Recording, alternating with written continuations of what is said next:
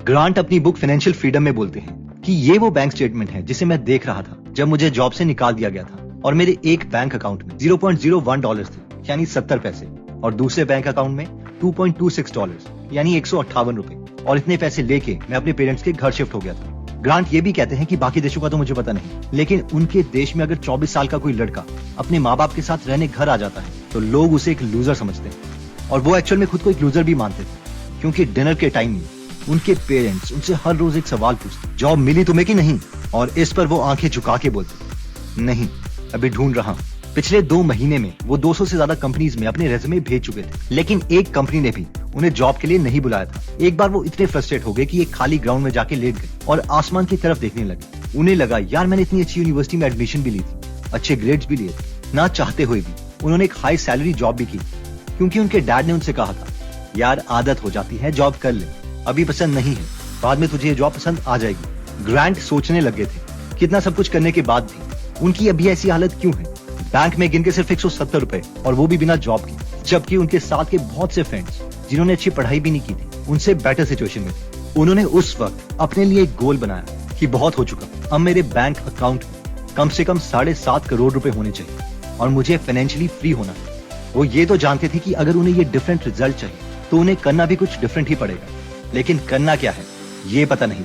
उन्होंने अगले 5 साल तक बहुत मेहनत की। उन्हें जो भी पर्सनल फाइनेंस बुक मिली उन्होंने पढ़ डाली। इस दौरान उन्होंने जॉब्स भी की, 2 कंपनीज भी खोली और फाइनली 5 साल के बाद उनके पास 7.5 करोड़ रुपए से ज्यादा थे। 150 रुपए से 7.5 करोड़ तक वो कैसे पहुंचे और बाकी लोग फाइनेंशियली फ्री कैसे हो सकते हैं, इस पर उन्होंने एक बुक भी लिख डाली जिसका नाम है financial freedom, a proven path to all the money you will ever need, जिसमें एक स्टेप दिया गया है जो उन्होंने किया और आज की ये वीडियो इसी बुक पर है। तो let's start my dear sisters and brothers. उन्होंने इस जर्नी में नोटिस किया कि कोई भी इंसान फाइनेंशियली फ्री होने के लिए 7 स्टेजेस से गुजरता है और ये 7 स्टेजेस हैं। 1 क्लैरिटी, यानी वो स्टेज जहां पर हमें पता होना चाहिए कि अभी हमारी फाइनेंशियल पोजीशन क्या है और हमें जाना कहाँ है। जैसे ग्रांट को पता था कि उनके पास अभी 150 रुपए और उन्हें 7.5 करोड़ रुपए चाहिए और ये अमाउंट कैसे निकाले इसके बारे में हम आगे बात करेंगे। सेकंड स्टेज है सेल्फ सफिशिएंसी, जहां पर हम अपना खर्चा खुद उठा सकते हैं, हमें हमारे पेरेंट्स या किसी और से फाइनेंशियल हेल्प की जरूरत नहीं है। बेशक ये ऐसा स्टेज है जहां हम 15,000 महीने के कमा रहे हैं और 15,000 ही हर महीने खर्च कर रहे हैं। थर्ड स्टेज आता है ब्रीदिंग रूम, यानी ऐसा स्टेज जहां पर हमने इतने पैसे सेव कर लिए कि 1-2 महीने का अपना खर्चा हम उठा सकते हैं अगर अभी हमें कोई जॉब से निकाल भी दे तो। इसके बाद फोर्थ स्टेज आता है स्टेबिलिटी, यानी हम अपना सारा उधार दे चुके हैं और साथ में हमारे पास 6 महीने के एक्सपेंसेस जितना पैसा भी। फिफ्थ स्टेज आता है फ्लेक्सिबिलिटी, यानी हमने अगले 2 साल के अपने खर्चे जितना पैसा जमा कर लिया। सिक्स्थ स्टेज है फाइनेंशियल इंडिपेंडेंस, यानी वो स्टेज जहां ऑथर 5 साल में पहुंच गए थे। ये वो स्टेज है जहां पर हमें हमारी इन्वेस्टमेंट से ही इतना पैसा मिलता रहेगा कि हमें नॉर्मल खर्चों के लिए भी काम ना करना पड़े। इस वक्त हम कोई भी काम इसलिए कर रहे हैं क्योंकि वो हमारी हॉबी है, ना कि हमारी मजबूरी। 7th स्टेज आता है अबंडेंट वेल्थ, यानी हमारे पास अब इतने पैसे आ चुके हैं जो कि हम जिंदगी भर भी से खर्च नहीं कर पाएंगे। अब बस अपनी लाइफ जीनी है, अपनी फैमिली को, अपनी हॉबीज को टाइम देना है। अब हमें से बहुत से लोगों के मन में ये सवाल आ रहा होगा कि ये 7 स्टेजेस तो देख लिए फाइनेंशियल फ्रीडम की, लेकिन हमें करना क्या पड़ेगा फाइनेंशियली फ्री होने के लिए, और यही तो इंटरेस्टिंग पार्ट है। और इसके लिए हम आपको कुछ ऑसम थिंकिंग मॉडल्स देंगे जिन्हें हम यूज कर सकते हैं। सबसे पहले स्टार्ट करते हैं मेरे फेवरेट थिंकिंग मॉडल से, जो कि है thinking model number 1, time is more valuable then money. अच्छा एक बात बताओ, अगर एक 90 साल का कोई बुजुर्ग आदमी आपको बोले कि बेटा ये लो 100 करोड़ रुपए और तुम मुझे अपनी जवानी दे दो, यानी आप 90 साल के हो जाओ और वो बुजुर्ग आपकी एज का, तो क्या आप उनसे 100 करोड़ की ये डील कर लोगे? यू आर राइट, आपने ठीक बोला, नहीं लोगे। क्यों? क्योंकि इस पैसे का हम इस एज में करेंगे क्या, और क्या पता अगले साल ही हम भगवान को प्यारे हो जाएं। और यही थिंकिंग मॉडल हर एक अमीर आदमी का होता है कि वो टाइम की टर्म्स में लाइफ के डिसीजंस लेता है, ना कि पैसे की टर्म्स में। आप बोलोगे कैसे? तो आइए कुछ सिचुएशंस एनालाइज करते हैं। क्रेड के फाउंडर कुणाल शाह बोलते हैं कि अगर आपको आपकी पर आवर की इनकम पता चल जाए कि वो 5,000 रुपए, यानी आप हर घंटे 5,000 रुपए कमा रहे हो, तो क्या आप अभी भी 30 मिनट अपने इंटरनेट में वेस्ट करोगे ताकि आपको 200 रुपए का डिस्काउंट मिल जाए किसी फ्लाइट पर? In India, if you ask anybody what's your income per hour, they have no clue. Example, if you find out that your salary per hour is 5,000 rupees, does it make sense to spend 30 minutes to look for a 200 rupees discount for a flight ticket? I hope अगर हमें हमारी early value पता है तो हम अपने time से related सारे अच्छे डिसीजंस लेंगे। हम एक मेड रखना भी प्रेफर करेंगे जिससे हम अपना टाइम सेव कर सकते हैं। और साथ में मेड रखने से हम जॉब भी क्रिएट कर रहे हैं, क्योंकि इंडिया में लोग बहुत पॉवर्टी में रहते हैं, जिन्हें ऊपर उठाना भी हमारा फर्ज है। तो इन शॉर्ट पॉइंट यह है कि किसी भी चीज को करने से पहले उसमें टाइम इन्वेस्टमेंट के बारे में देखो, ना कि सिर्फ पैसों की इन्वेस्टमेंट के बारे में। 200 रुपए की टिकट बचाने से बेटर है कि अपना टाइम सेव कर। हाँ, मैं समझ गया। आपको क्या, मुझे भी यही सिखाया गया कि बूंद बूंद से घड़ा भरता है, यानी 1-1 रुपए से सिक्के बनते हैं और उससे नोट बनता है। एक्चुअली इसमें ब्रेन की साइकिल्स यानी ब्रेन प्रोसेसिंग बहुत यूज होती है, और क्योंकि अब ह्यूमन ब्रेन एक टाइम में एक ही थॉट सोच सकता है, तो जिस टाइम पे हम ये सोच रहे हैं कि हमें पैसे कैसे बचाने, उस वक्त हम ये नहीं सोच पा रहे कि हमें पैसे कमाने कैसे।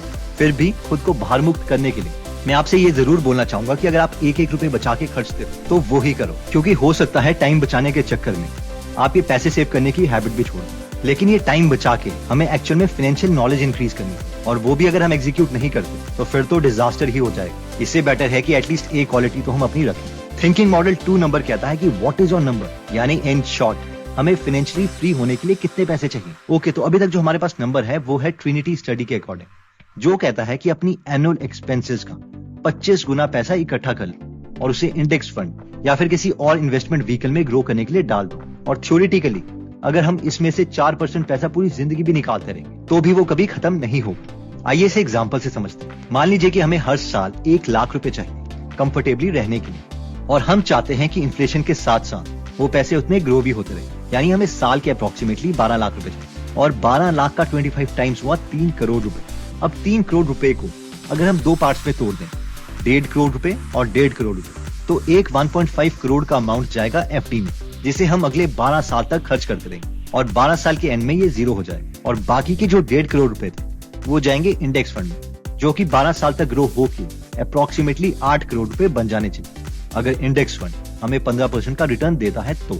अगेन अगर इस 8 करोड़ के हम 2 पार्ट्स कर दें, 4 करोड़ और 4 करोड़, तो एक 4 करोड़ का पैकेट जाएगा बैंक एफडी में, और दूसरा 4 करोड़ का पैकेट अगेन जाएगा इंडेक्स फंड में। अब ये 4 करोड़ रुपए जो बैंक में है, ये हम खर्च कर सकते हैं अगले 12 साल तक, और इसमें इन्फ्लेशन भी एडजस्टेड है, यानी अप्रोक्सीमेटली हमारे पास 4 करोड़ डिवाइडेड बाय 120 महीने जो 12 साल में होते हैं इज इक्वल टू 3,33,000 रुपए हर महीने खर्च करने के लिए। और जो हमने 4 करोड़ रुपए इंडेक्स फंड में डाले थे वो 12 साल के एंड में बन जाएंगे अप्रोक्सीमेटली 22 करोड़ के आसपास, अगर अगेन हमें इंडेक्स फंड 15% का रिटर्न देता है, और ये प्रोसेस चलता रहेगा। आई नो इस थियरी के बाद आपके मन में काफी सवाल आए होंगे। पहला सवाल, अगर इंडेक्स फंड में 15% का रिटर्न ही नहीं मिला तो ये प्लान फ्लॉप है, या फिर अगर 12 साल हो गए और उस वक्त मार्केट डाउन हुई और उसमें रिटर्न कम मिल रहा हो तो भी ये प्लान फ्लॉप है। And you are right, but ये अप्रोक्सीमेट नंबर है, लेकिन काफी हद तक इसे सच किया जा सकता है। नेक्स्ट इंपॉर्टेंट सवाल जो मेरे मन में आया था, एंड आई होप आपके मन में भी आया हो, ये 3 करोड़ रुपए कहां से आएंगे भाई? 3 करोड़ रुपए इकट्ठा करना कोई आसान काम नहीं है। And you are again right. और आगे के 3 थिंकिंग मॉडल इसी अमाउंट को इकट्ठा करने के बारे में। नेक्स्ट थिंकिंग मॉडल कहता है कि compounding can make you financially free earlier. ये पॉइंट कहता है कि फाइनेंशियली फ्री होने के लिए अमाउंट अगर इकट्ठा जल्दी करना चाहते हैं तो पैसे सेव करो और उसे कंपाउंड करने के लिए इन्वेस्ट कर दो, क्योंकि हर एक 1000 रुपए का नोट जो हम आज सेव करेंगे वो 10-20 साल के बाद वो हमें हफ्तों पहले फाइनेंशियली फ्री कर देगा। आई नो अब हमें से बहुत से लोग बोलेंगे, यार पहले पॉइंट में तो हमने डिस्कस किया था कि टाइम को ज्यादा वैल्यू दो, कूपन कोड वगैरह ढूंढने के लिए टाइम मत वेस्ट करो। अब आप कुछ और ही बोल रहे हो। तो ऑथर के अकॉर्डिंग हमें हर चीज में पैसे सेव करने की जरूरत नहीं, लेकिन 3 ऐसी चीजें जहां एक एवरेज इंसान सबसे ज्यादा पैसे खर्च करता है, वहां पर पैसे बचाने से हमें बहुत फायदा मिलेगा। और ये 3 चीजें हैं, 1 घर, 2 गाड़ी, तीसरा खाना यानी फूड। अगर हम कुछ सालों के लिए सिंपल घर में रह लें या फिर रेंट पर रह लें, या फिर अगर उतना ही स्टैंडर्ड मेंटेन करना है तो थोड़ी रिमोट एरिया में जी लें, तो बहुत बड़ा अमाउंट हम सेव कर सकते हैं। उसी तरीके से अगर हम एक एक्चुअल गाड़ी जो रिक्वायर्ड है उसे लें, ना कि शोबाजी के लिए अपनी पॉकेट से ज्यादा खर्च कर लें, तो भी बहुत अमाउंट सेव हो सकता है। 3rd है खाना।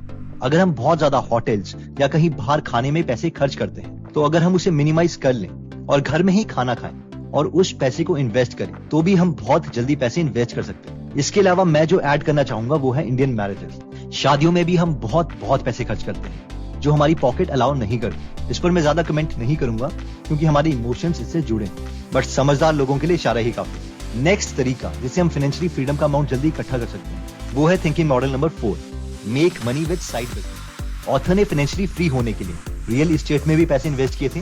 रियल एस्टेट में 2 तरीके हैं पैसे कमाने के। पहला है फ्लिप, यानी सस्ते में कोई प्रॉपर्टी लो, थोड़ी उसकी मरम्मत करवाओ और महंगे में उसे बेच दो।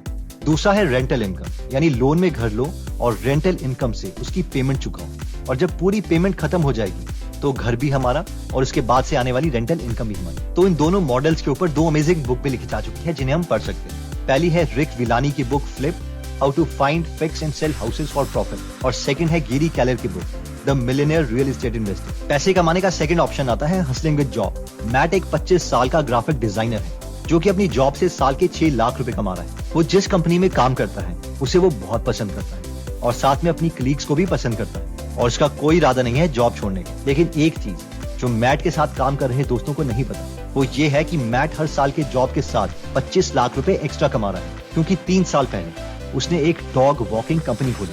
हुआ ये था कि जॉब के बाद लोगों के डॉग्स घुमाने के लिए उनसे 250 रुपए पर आवर चार्ज करता था, और ऐसे हफ्ते में उसे 10 बार कुत्ते घुमाने का काम मिल गया। लेकिन जब उसके बहुत से नेबर्स अपने डॉग्स घुमाने के लिए उसे कॉल करने लग गए तो उसे रियलाइज हुआ कि ये एक अच्छा बिजनेस बन सकता है, और इसलिए उसने एक प्लेटफॉर्म बनाया, एक एप्लीकेशन बनाई, जहां पर जो स्टूडेंट्स एक्स्ट्रा पैसे कमाना चाहते हैं डॉग्स को घुमाने के, वो उस एप्लीकेशन में रजिस्टर कर सकते हैं। साथ में डॉग ओनर्स भी उस एप्लीकेशन में रजिस्टर कर सकते हैं, जिसके लिए मैट उनसे चार्ज करता था। और इसी तरीके से इस सिंपल बिजनेस आइडिया से मैट अपनी जॉब से 4 गुना एक्स्ट्रा पैसे कमा लेता, और कुछ ही सालों में वो फाइनेंशियली फ्री भी हो जाएगा। ऑथर कहते हैं कि जॉब के बाद नेटफ्लिक्स में मूवीज देखने से अच्छा है कि हम कोई साइड बिजनेस स्टार्ट कर दें। हम काम कर सकते हैं जैसे कि designing, Photoshop, Facebook advertising, editing, researching, coding etcetera. Author ने दोनों रियल एस्टेट और बिजनेस खोले, तो अगर हम भी चाहते हैं तो हम ये हाइब्रिड अप्रोच फॉलो कर सकते हैं। नेक्स्ट थिंकिंग मॉडल कहता है कि learn to sell stuff. Author कहते हैं कि जो सबसे बड़े स्किल मैंने सीखे हैं पिछले कई सालों में, वो है कि हम सेलिंग कैसे कर सकते हैं। ऑथर का मानना है कि प्रोडक्ट हम किसी से भी बनवा सकते हैं, उसके लिए लोग भी हायर कर सकते हैं, लेकिन सेलिंग आपको खुद आनी चाहिए, क्योंकि बिजनेस में सबसे इंपॉर्टेंट स्किल यही है। अगर आप सेलिंग सीखना चाहते हैं तो डैन कैनेडी की book the ultimate sales letter पढ़ सकते हैं, रॉबर्ट चालंदिनी की book influence the psychology of persuasion, या फिर प्रीसुएजन पढ़ सकते हैं। रसल ब्रंसन की book .com secrets, expert secrets, traffic secrets पढ़ सकते हैं, या फिर क्लॉड सी हॉपकिंस की book my life in advertising और साइंटिफिक एडवर्टाइजिंग पढ़ सकते हैं। तो दोस्तों, इस वीडियो में हमने सबसे पहले बात की थी कि जब भी हम फाइनेंशियली फ्रीडम अचीव करेंगे तो हमें 7 स्टेजेस से गुजरना पड़ेगा, जिसमें पहला था क्लैरिटी, यानी जहां पर हमें पता चल जाता है कि हमें टोटल कितना अमाउंट चाहिए फाइनेंशियली फ्री होने के। सेकंड है सेल्फ सफिशिएंसी, जहां पर हम इतने पैसे कमा लेंगे कि हमें किसी से भी फाइनेंशियल हेल्प की जरूरत नहीं। थर्ड है ब्रीदिंग रूम, यानी हमारे पास अगले 1-2 महीने के पैसे सेव्ड हैं। फोर्थ है स्टेबिलिटी, जहां पर हमारे पास 6 महीने के पैसे सेव्ड हैं। फिर है फ्लेक्सिबिलिटी, जहां पर हमने अपना सारा उधार चुका दिया है और 2 साल के पैसे सेव्ड हैं। फिर है सिक्स्थ फाइनेंशियल इंडिपेंडेंस, जहां पर हमारे एसेट्स या हमारा सेव किया हुआ पैसा हमें इतने पैसे कमा के दे सकता है कि हमारे जिंदगी भर के खर्चे इन्हीं इन्वेस्टमेंट से आते रहे। सेवंथ है एबंडेंट वेल्थ, यानी हम कुछ ज्यादा ही पैसे जोड़ चुके हैं जिसे हम जिंदगी भर भी खर्च नहीं कर पाएंगे, और बस अब अपनी फैमिली और अपनी हॉबीज को टाइम देना है। इसके बाद हमने डिस्कस किया था कि हम एक स्टेज से दूसरे स्टेज को पार कैसे करेंगे, जिसके लिए हमने थिंकिंग मॉडल देखे थे। इसमें सबसे पहला थिंकिंग मॉडल था कि time is more valuable then money, यानी हमेशा ये सोचो कि जो भी टाइम हम किसी चीज में देने जा रहे हैं वो हमारी अर्ली वैल्यू से ज्यादा है या नहीं। अगर नहीं तो उस टाइम को कहीं यूजफुल जगह इन्वेस्ट करो। सेकंड थिंकिंग मॉडल में हमने देखा था कि अगर हम अपने एनुअल एक्सपेंसेस का 25 गुना पैसा इकट्ठा कर लेते हैं तो वो एक अप्रोक्सीमेट नंबर है जो हमें फाइनेंशियली फ्री कर सकता है। इसमें हमने इंडेक्स फंड्स की बात की थी। नेक्स्ट थिंकिंग मॉडल था कंपाउंडिंग, यानी हर एक 1000 रुपए का नोट जो अभी हम इन्वेस्ट करते हैं वो हमें 1 हफ्ते पहले फाइनेंशियली फ्री कर सकता है। तो इसलिए बड़े खर्चे हम बचा सकते हैं जहां पर हम पैसे वेस्ट करते हैं, वो है घर, गाड़ी, बाहर जाके महंगे खाना खाना और मैरिजेस। नेक्स्ट थिंकिंग मॉडल था साइड हसल, यानी या तो हम रियल एस्टेट में इन्वेस्ट कर सकते हैं या फिर अपना साइड बिजनेस स्टार्ट कर सकते हैं, जिससे हमारी फाइनेंशियल जर्नी जल्दी कंप्लीट हो जाएगी। नेक्स्ट थिंकिंग मॉडल था लर्न टू सेल स्टफ, कि बिजनेस में सबसे बड़ी स्किल यही है कि बिजनेस में चीजों को सेल कैसे करें। ओके, तो अगर आपको लगता है कि वीडियो आपके किसी फ्रेंड या फैमिली मेंबर के काम आ सकती है तो ये वीडियो आप उनके साथ जरूर शेयर करें।